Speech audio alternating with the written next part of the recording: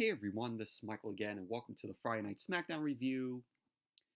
And this is going to be a review of this past Friday's edition of SmackDown, which was the December 27th edition. And this week's SmackDown was from the Little Caesars Arena in Detroit. And this is the final SmackDown of the year. And I gotta say, what a terrible show this was. What a fucking shitty garbage show was this week. Absolutely terrible. But doing this review on Sunday, it's a Sunday night tonight. Of course, tomorrow is Monday Night Raw, the final Monday Night Raw of the year. And there will be no Raw review tomorrow because I'm going to be working. So gonna get a break from Monday Night Raw tomorrow night, but I'll still DVR record so I can give a review out to you guys. Of course, tomorrow we have the Lana and Bobby Lashley wedding, which thankfully I won't be watching live. But typical WWE, whenever they give a wedding storyline, typical logic WWE. Somebody is going to crash it. So, case in point, Rusev is going to crash the Lana and Bobby Lashley wedding tomorrow night. We all know what's going to happen. We all know what's going to happen, guys. And I predict that whole segment is going to be fucking terrible. So we're also getting a rematch. Aleister Black and Buddy Murphy. It was just announced. So we're going to be getting that tomorrow night on Raw. But we'll be missing that. I'll be recording it. So hopefully give you guys a review on Tuesday of it. So like I said, final Monday Night Raw of the year tomorrow. And I was thinking that since I won't be doing the Monday Night Raw review tomorrow night, we'll give you guys my top 10 favorite films of this year. So after I'm done with this video, which is a SmackDown review, I'm going to record my top 10 favorite films of this year, and that video will be up tomorrow, just to give you guys a little something. So, but anyways, let's get on with the Monday Night Raw SmackDown review. So, SmackDown opened up on Friday. It opened up with Elias. And right when I saw that, I'm like, all right, I'm in for a shitty show. So, Elias was in the ring. He was singing how, we want Elias, which I don't want, because the guy is fucking boring, in my opinion. So he ended up talking about how it's the final SmackDown of the year. Of course, talks about Bayley and her haircut, like he hasn't, sang that before. He goes on what we are going to see on SmackDown. As I mentioned, the triple threat between Daniel Bryan, The Miz, and Corbin. And the winner of that match will be the number one contender to face The Fiend at the Royal Rumble, which is predictable because we all know who is going to win. Who's going to win that triple threat match. Predictable. And so, that was that.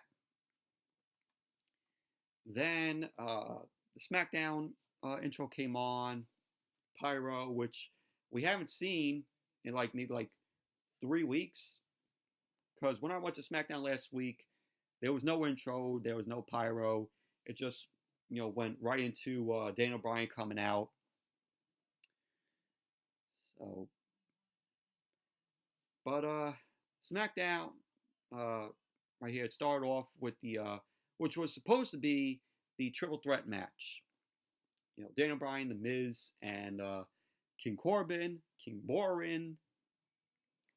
But WWE throughout the show, which I'll get to though, but Daniel Bryan came out, and then Corbin ended up coming out. His guys were carrying him on his caravan. He ends up getting on the mic, and Corbin then addressed Daniel Bryan. Corbin ended up saying that we're going to do SmackDown his way. He ends up knocking the fans as bottom feeders and says that the fans are jealous of his career. No, we're not jealous of your career. We're just sick of seeing you open SmackDown every single fucking week.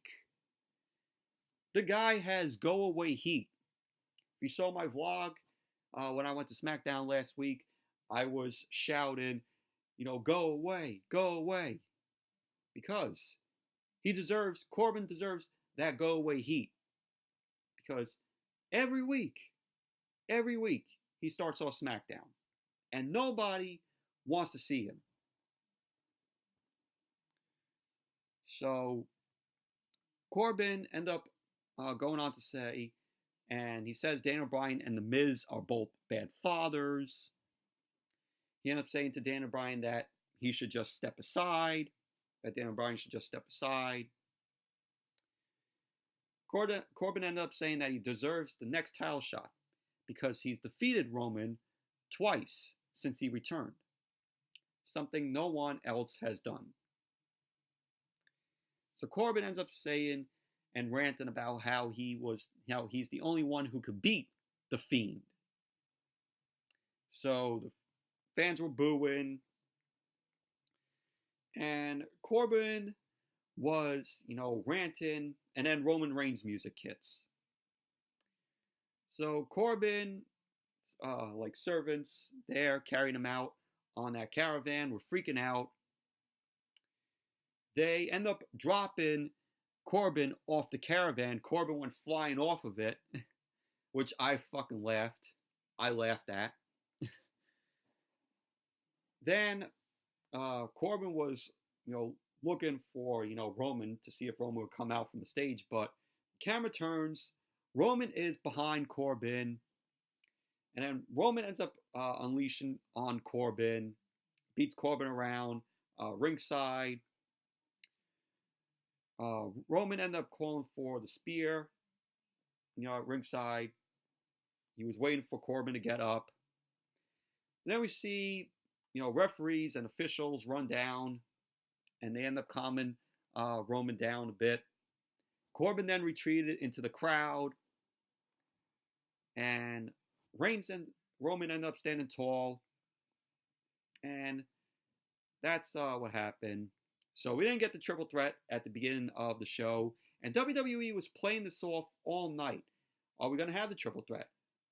Are we not going to have the triple threat? And throughout the night, it was like, oh, the triple threat match is on. Oh, the triple threat match is off. Oh, it's back on again. I'm like, the only reason why they did this is because WWE had nothing else planned to do for this whole show. It was lazy booking. So for 2 hours, we were questioning, oh, is the triple threat going to happen? Is the triple threat not going to happen? They were playing this off all through the show, which means they had nothing else booked. It's like the creative team, they're still on Christmas vacation. They still haven't come back for from Christmas. Only half of them came back.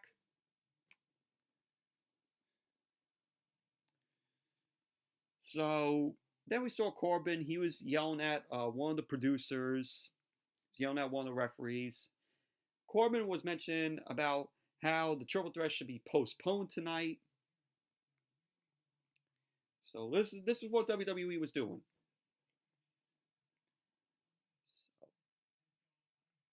Then we had Braun Strowman and the New Day versus Sami Zayn, Cesaro, and Shinsuke Nakamura. 6-man tag. Fun match. It was the New Day and Cesaro in the ring. And it was cool to see Sami Zayn there.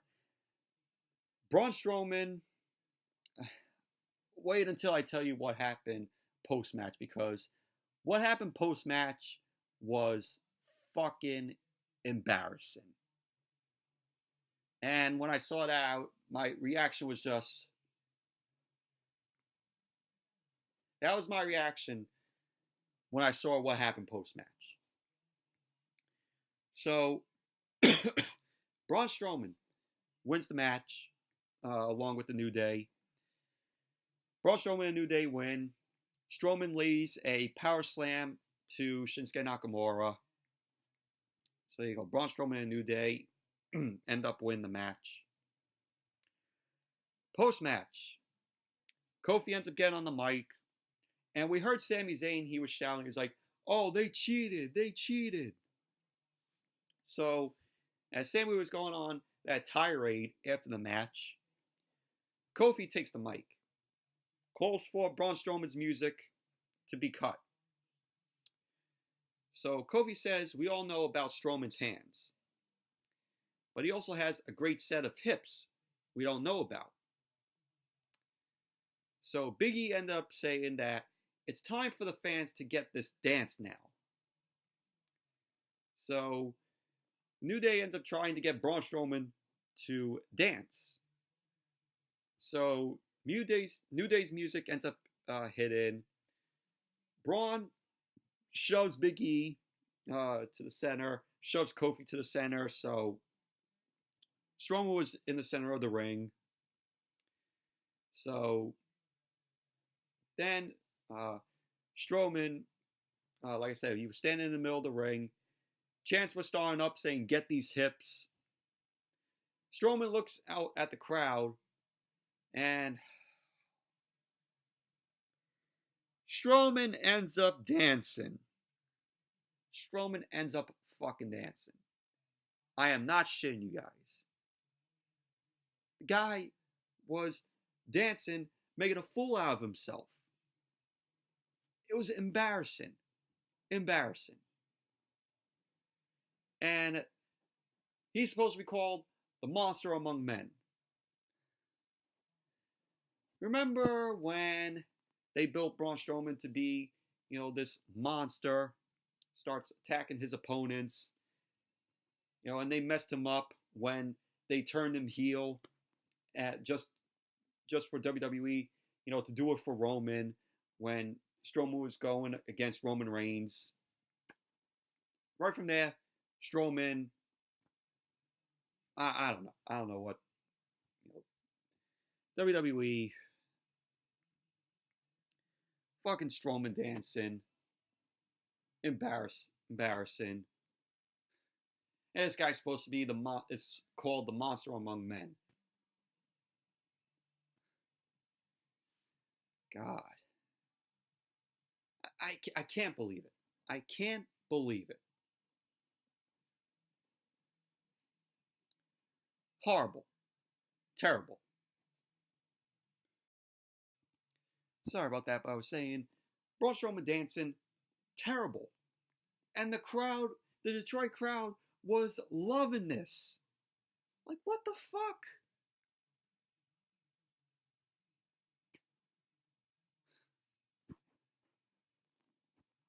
So yeah, we get Braun Strowman dancing. So then we had Kayla Braxton. She was backstage. She ended up announcing that King Corbin is refusing to compete after what happened. She ends up saying that The Miz versus Daniel Bryan will take place instead. So there you go. Once again, WWE. They're announcing that the triple threat match is off. And then, it's back on. And then it's off. We'll get to explaining this. So then we see Sonya Deville and Mandy Rose backstage.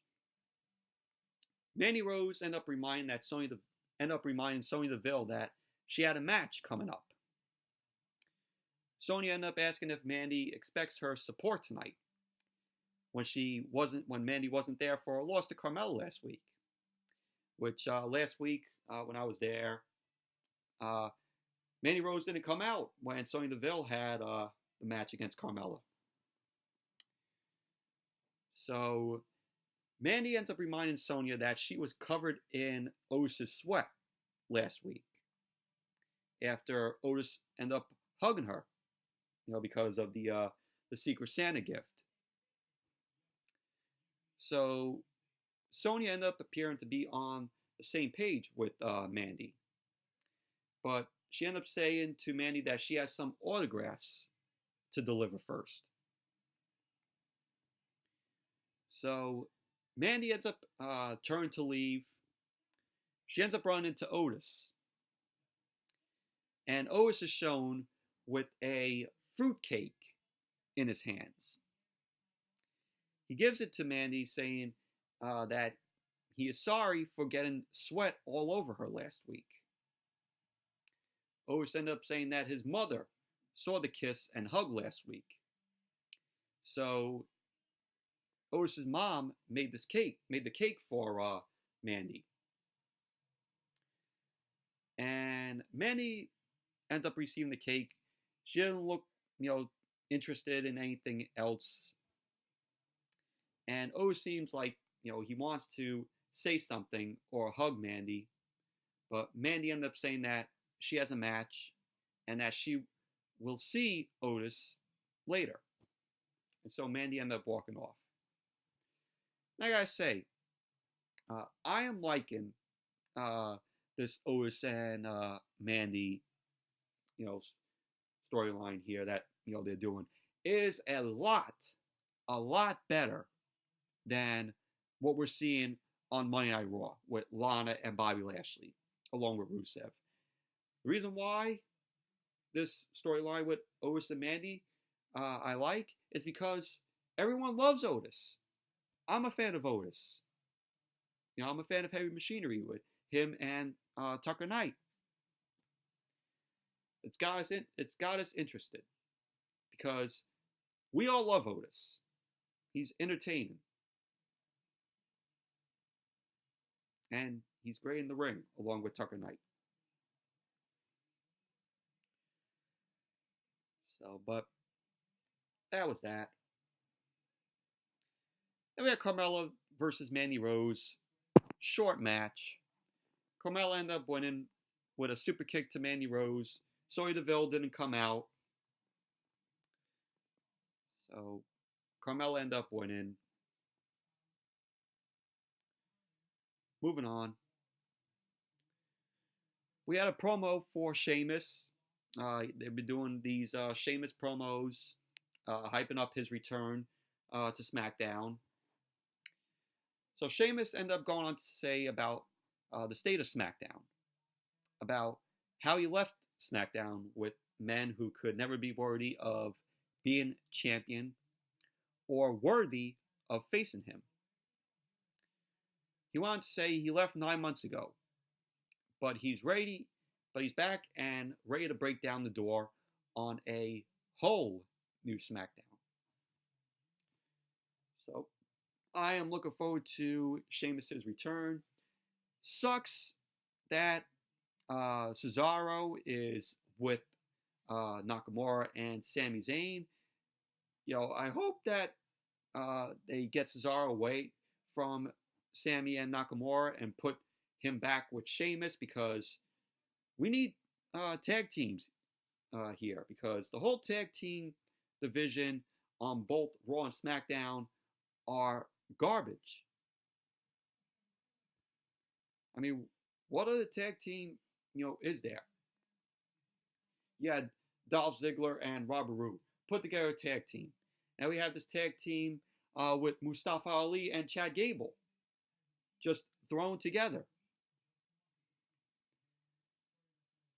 So, but please, I hope they put Cesaro back with Sheamus, because they were good together. They were great together. But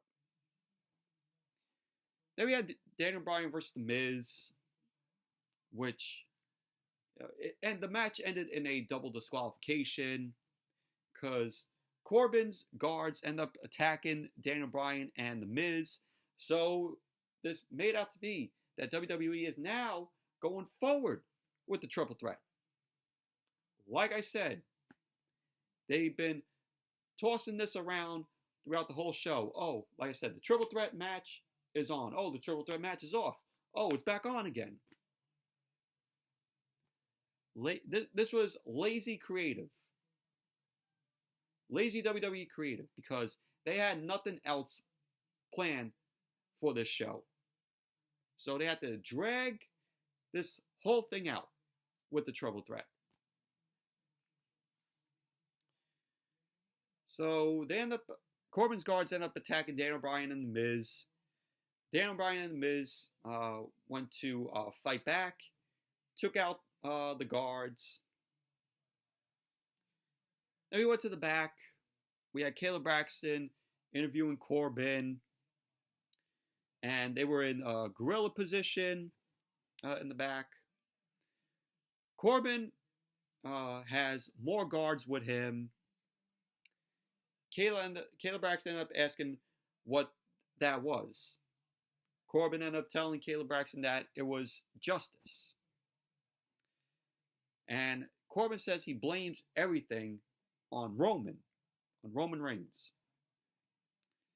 So Daniel Bryan and The Miz were watching from the ring on the big screen, because Corbin was on the other screen. So Kayla Braxton reveals Roman had been asked to leave the arena. And Corbin ended up saying this changes everything. And he's now willing to compete, even with the bumps and bruises that he received earlier from Roman. So Corbin went on about how he will win tonight. And, as he was explaining now, we saw Daniel Bryan and The Miz get out of the ring, walked up the ramp, and we saw Daniel Bryan and The Miz attack Corbin's guards and end up attacking Corbin. And Corbin ended up retreating. Miz and Daniel Bryan end up chasing off Corbin. This all happened in gorilla position.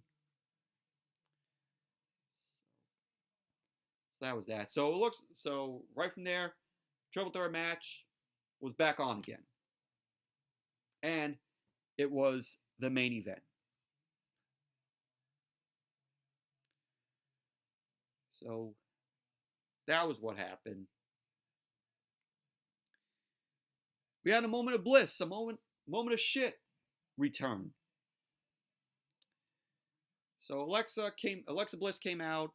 She was joined by Nikki Cross.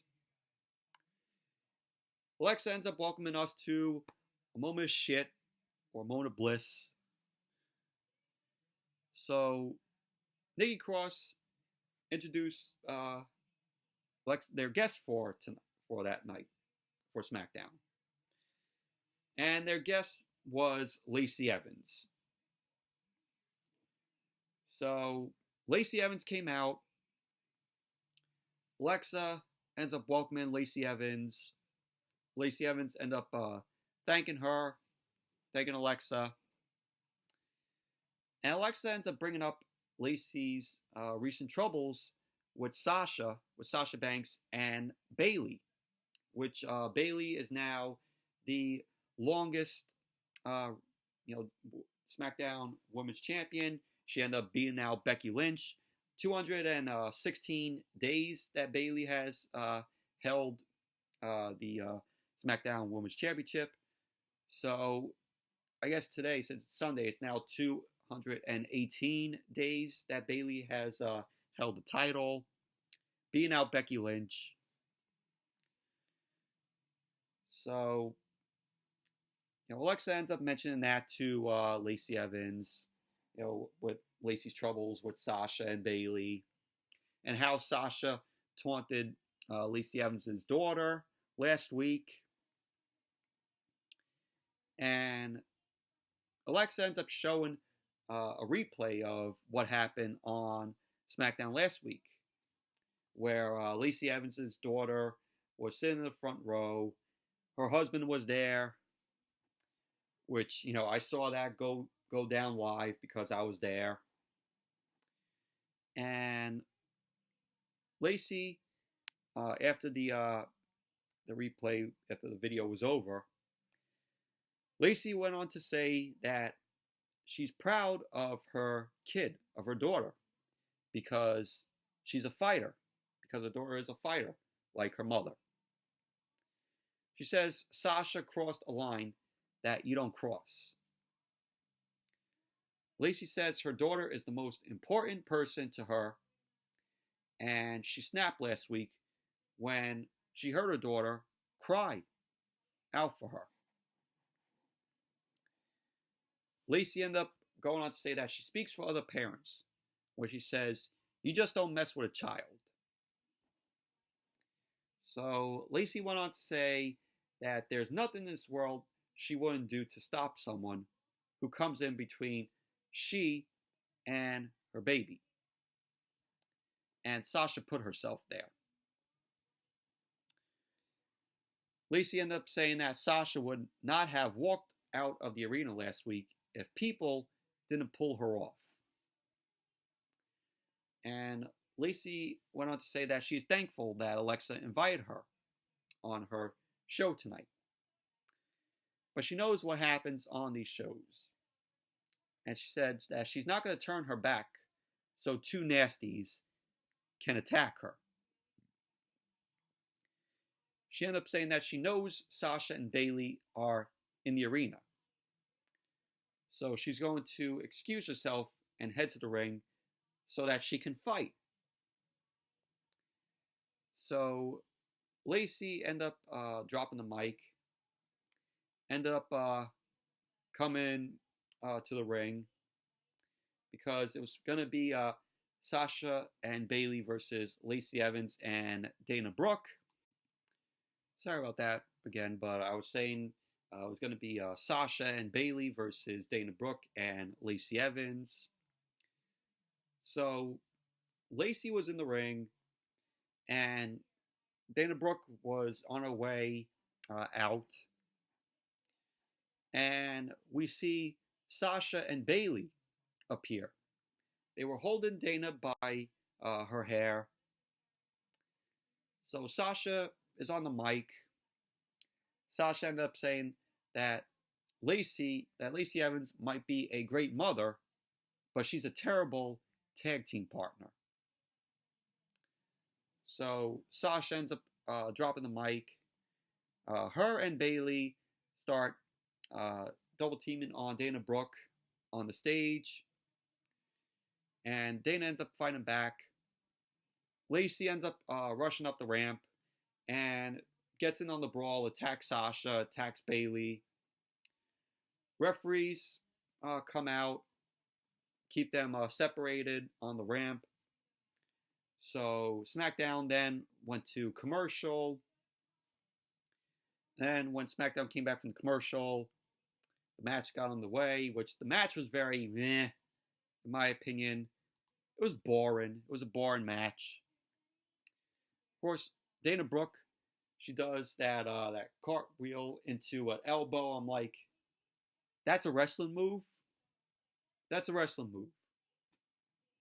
It's like Dana Brooke is doing gymnastics. She's doing more gymnastics than wrestling moves. So Sasha and Bayley got the win. Sasha ended up blocking in the bank statement on Dana Brooke. Dana Brooke ended up tapping out. So there you go. Sasha and Bayley end up winning the match. Terrible match.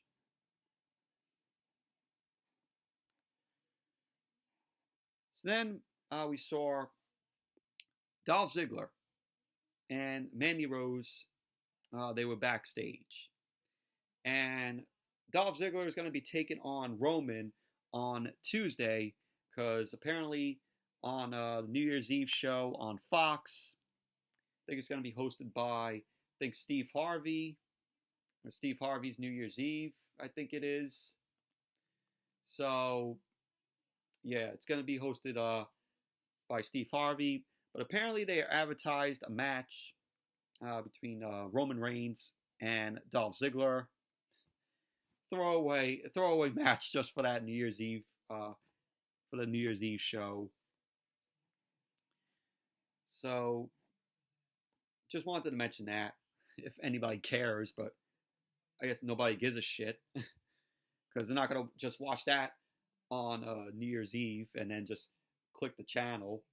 Go watch Dick Clark's New Year's Rockin' Eve with Ryan Seacrest or other things you be watching on New Year's Eve before the ball drops. So Dolph Ziggler and Mandy Rose, they were backstage. Dolph ends up bringing up to Mandy about New Year's Eve. And he wants Mandy to be his date. Mandy ends up saying that she has no date. And Dolph can't believe she will be alone when the clock strikes midnight. Dolph ends up saying that he also can't believe Mandy got him a gift. The fruitcake from Otis. And the fruitcake was sitting on the table. But I guess this was in back of catering. So Mandy ends up saying that the fruitcake came from Otis and that his mom made it. So Dolph wasn't impressed with the fruitcake. And he says he isn't impressed with Otis. So Dolph ends up taking shots at Otis. Dolph went on to say Otis probably gave a cake to everyone in the locker room. And that someone even found a roach in one of the fruitcakes.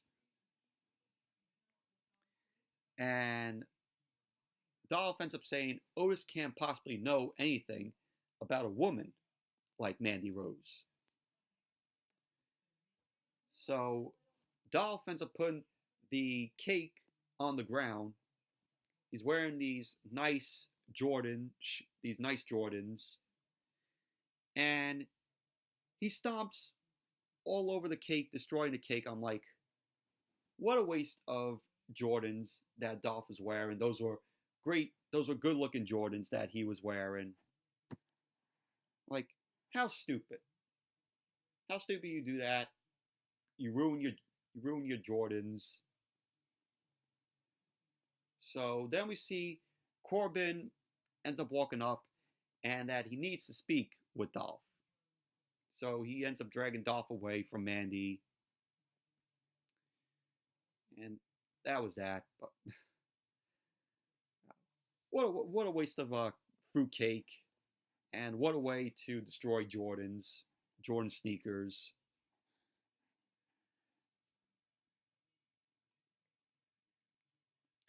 Then we had a promo from Mustafa Ali. Mustafa Ali says his year didn't go according to plan. And during this, we saw some moments from his year, including the injury that he had, the injury of him also coming up short at Money in the Bank due to Brock Lesnar, him coming up short with the Intercontinental Championship. And Mustafa Ali says there were plenty of dark times this year, but he refuses to stand in the dark. He ends up saying that he stands in the light and has done so this entire year. He wanted to say he's been traveling the world, breaking down barriers and shattering stereotypes, changing what people think about someone who looks like him. He ends up saying he will continue that, and he will continue his chase to become champion. And hopefully 2020 is a good year for Mustafa Ali. I hope he has a good 2020. I hope we see him be a champion next year. But this is WWE we're talking about.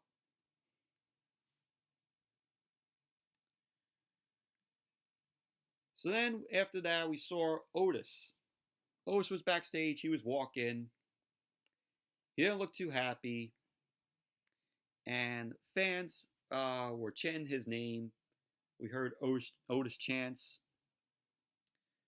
Otis ends up walking up, and he sees his fruitcake on the floor, which, of course, was destroyed by Dolph Ziggler. And Otis, of course, doesn't look happy. He looks like he's going to plot revenge on Dolph Ziggler. So we might see Otis versus Dolph Ziggler.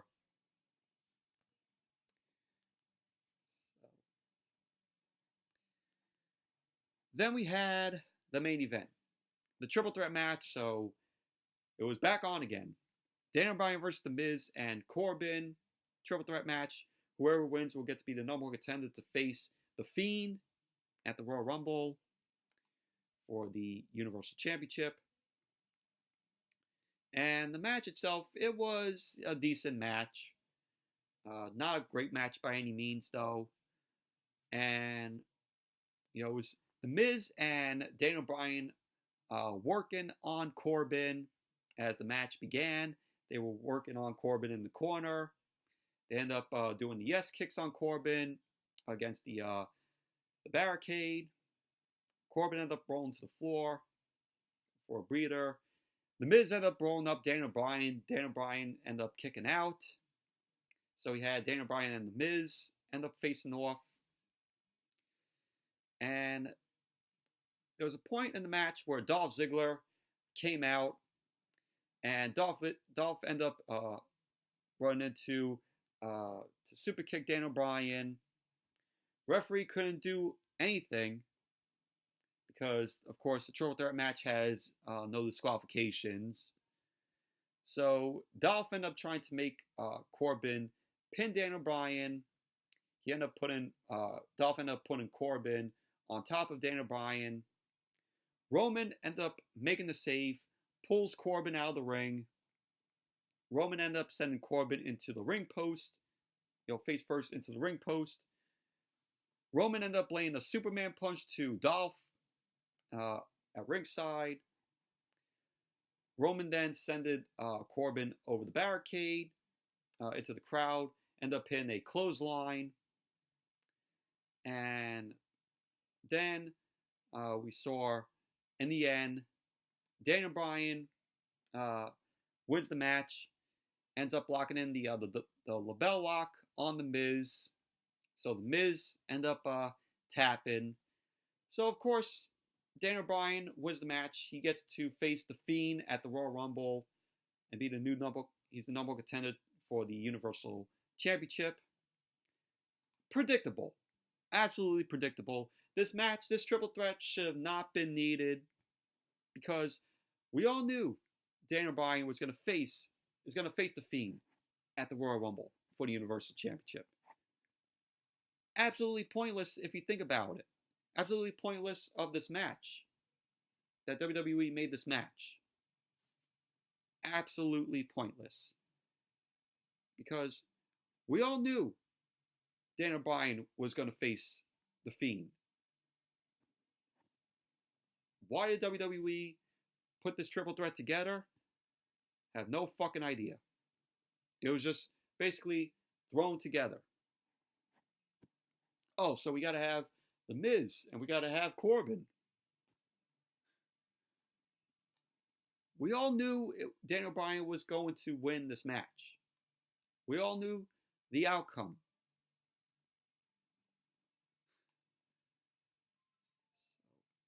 But post-match, we had the Firefly Funhouse on the big screen. Bray Wyatt appears.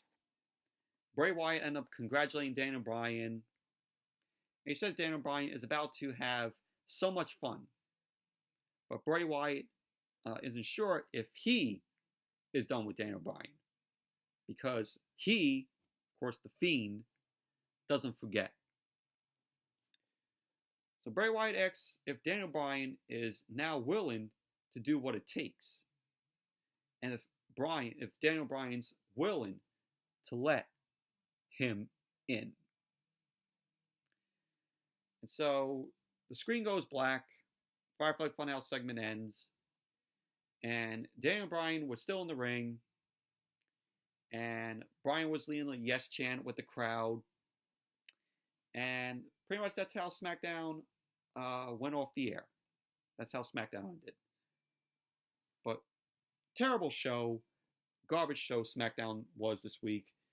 What a terrible way to end the year off with this show. But anyways, that's it for this review. That's it for the Friday Night Smackdown review. Thank you all for watching. Hope you all enjoyed this review. And definitely give the video a thumbs up, comment, subscribe. And until next video, which will be my top 10 favorite films of this year, which as soon as I end this video, I'm going to get right on and do the video so I can get it out to you guys tomorrow in place of the Monday Night Raw review. So, till then, I'll see you all with my top 10 favorite films of this year.